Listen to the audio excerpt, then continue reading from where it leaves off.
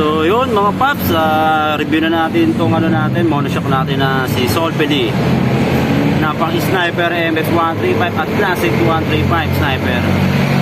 So pwede rin naman to sa 150 kung gusto magbaba. So yun, simulan na nga natin. Ano ba naman ang hinihintay ng karamihan? So, syempre yung kung ano ba yung bounce talaga nito, itong ibibigay ng Solpili. So syempre yung sukat ng ano natin is 203mm. Ayan, so yung box niya. So sa akin is 203mm itong nalagay dito. So, bago lang din ako dito, siyempre trial lang din to, nangyari na to. So ang gamit ko kasi is YSS. Ayan, 205mm. So dahil nag-203 ako, medyo bumaba to. Ngayon, ang curious yan talaga, kumpis yan talaga yung ano, yung bouncing nito, no. So pag nabili mo to, ito kasi may adjustment no? Ito yung adjustment ng rebound, adjustment ng compression, yan. So yung nabili ko to, naka-adjust to siguro ng mga 10, and then ito mga 3 yung ikot. So ngayon yung counting nito, yan, pag nilagay mo to dito, so yan, 3mm tong alin na yan Pag inikot mo yun ng pa-positive, may nakalagay na positive, negative. So ang sagad niya ng bilang yan is 27, yung rebound. Itong compression din naman, ang sagaran din naman yan is 27, parehas lang yan. So siyempre, may mga timpla-timplahan no.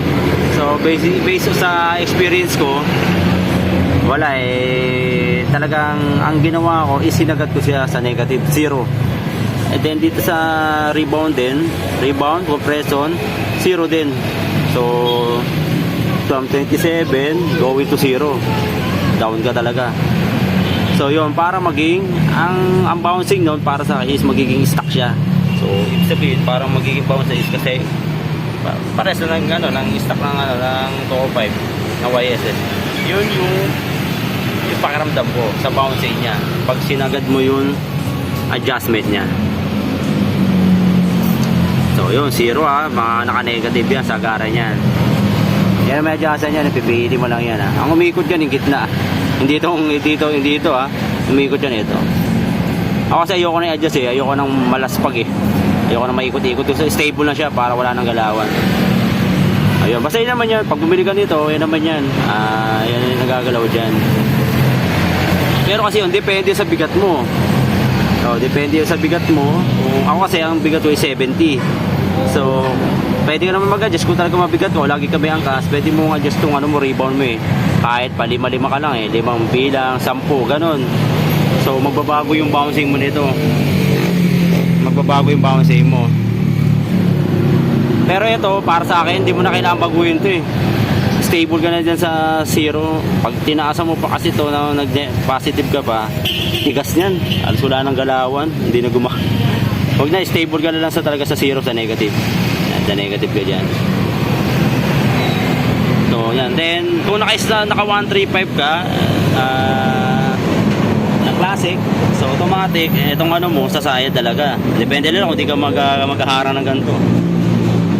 Yan. Kailangan talaga may space naman yan, Ako, ginawan ko lang yan. Yan.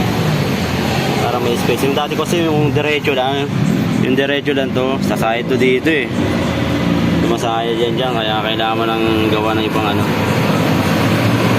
So yun, kasi hindi ko na ginawa ng video ng ano, ng yung bouncing niya. Yun na lang talaga. Para sa akin is yun, okay, sagaran 0-0, parang stock lang talaga. So sabi lang, kahit nga may angkas ka, sa 0-0 dyan, wala, okay pa rin naman, okay pa rin play. Good na good pa rin. Siguro pag tumagal na siguro to, baka magbago yung play niya, mag-iba, pwede ka na mag-adjust ngayon. Dagdagan mo na to, positive ka na. Ito lang, pwede na to, ito di na talaga. Ito, adjustan mo lang, siguro, yan. Kasi pag ito, in-adjustan mo talaga ng positive, kunyari 10, 15, o 20, until 27, yan, talagang titigas yan, titigas yung bouncing mo. Kumbaga, wala. Pag umupo kayong dalawa, yung bouncing mo, medyo bahagya na lang gaganon. O yun lang naman yan. Okay to, recommended tong Solpili na to. Siyempre, bago lang to, hindi ko lang kung ano mangyayari pa dito. Baka abangan din natin kung may tatagas ba dyan. Sa mga yan, sa mga tornilyuan dyan, sa mga dyan. Ayun. So, ano pa lang to sa akin? 2 days pa lang to. Ayan, mula nga yung upload ko ngayon, 2 days pa lang to. Ayan, okay to, thumbs up to. So, eto, sinubukan lang din naman. Sa halagang 5.2. Testing na lang din natin, di ba? Ayun. Dahil testing ko na ng 2 araw. Ayun. So marami akong ginawang ano niyan, adjustment niyan. Nag 20 ako, nag 15. Wala eh. Matigas talaga doon. So sagad talaga doon talaga the best. Ayun, yun na naman yan. So, saan pa mabibili ito? Binili ko kasi ito sa Ace Precision, yan sa Shopee. Pero dahil dito, malapit na kasi yan sa Bukawi, dito sa amin, sa Marilao. Yan. Takbo lang ako doon, papunta doon. Ano lang, 5 kilometer lang. 4 kilometer lang. Nandun na sa Bukawi, yung Ace Precision.